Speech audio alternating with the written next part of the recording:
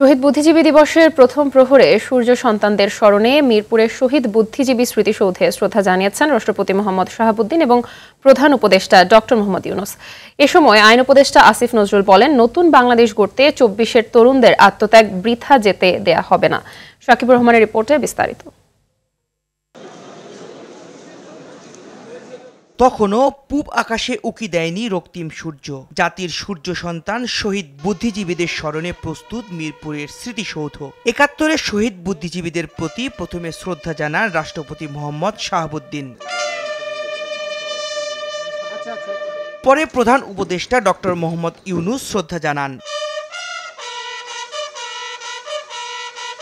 উপস্থিত শহীদ বুদ্ধিজীবী পরিবারের সদস্য ও যুদ্ধাহত মুক্তিযোদ্ধাদের সঙ্গে কুশল বিনিময় করেন রাষ্ট্রপতি ও প্রধান উপদেষ্টা। শ্রদ্ধা নিবেদন শেষে প্রধান উপদেষ্টার প্রেস সচিব শফিকুল আলম জানান, শহীদ বুদ্ধিজীবীদের আদর্শ আত্মত্যাগ ধারণ করে অন্তর্বর্তী সরকার। নতুন বাংলাদেশকে আমরা স্বপ্ন দেখছি, যেই নতুন বাংলাদেশ গড়ার প্রত্যয়ে প্রফেসর ইউনূস এগিয়ে যাচ্ছেন, এটা সেই শহীদ বুদ্ধিজীবীদের যে ড্রিম ছিল তারই একটা কন্টিনিউয়েশন।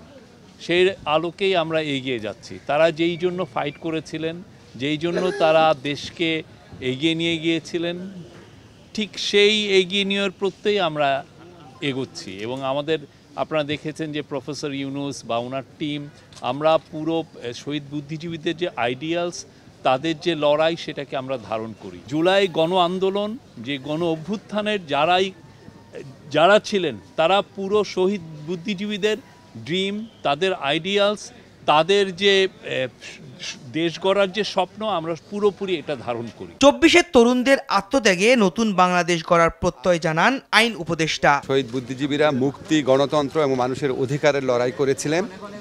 আমরা মনে করি জুলাইয়ের যে গণ অভ্যুত্থান, সেটা আমাদের যে ৭১-এর মুক্তিযুদ্ধ, আমাদের শহীদ বুদ্ধিজীবীরা আছেন, মুক্তিযোদ্ধারা আছেন, ওনারা যে স্বপ্ন, যে প্রত্যয় এবং যে ভালোবাসা, দেশের প্রতি ভালোবাসা নিয়ে যে সংগ্রামে ঝাঁপিয়ে পড়েছিলেন, সেটারই কন্টিনিউয়েশন ছিল আমাদের জুলাই গণ অভ্যুত্থান।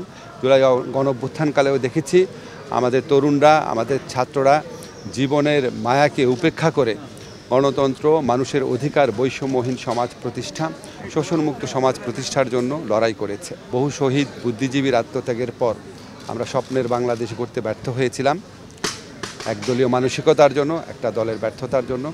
আজকে কোনোভাবেই যেন সেই ব্যর্থতার পুনরাবৃত্তি না হয়। আমাদের তরুণদের আত্মত্যাগের বিনিময়ে রাষ্ট্র গড়ার যে দ্বিতীয় সুযোগ আমরা পেয়েছি, সেই সুযোগ যেন আমরা কোনোভাবেই নস্যাৎ না করি, সেই সুযোগ যেন আমরা কোনোভাবেই নষ্ট না করি, সেটাই যেন আমাদের প্রত্যয় হয়। বাংলাদেশের স্বাধীনতা লালিত বিজয়ের ঠিক ২ দিন আগে বাংলাদেশকে বুদ্ধিভিত্তিকভাবে পঙ্গু করার উদ্দেশ্যেই হত্যা করা হয়েছিল শহীদ বুদ্ধিজীবীদের। শহীদ বুদ্ধিজীবীদের লালিত স্বপ্ন পূরণ করতে পারলে এবং একটি বৈষম্যহীন বাংলাদেশ গড়তে পারলেই তাদের স্বপ্ন পূরণ হবে।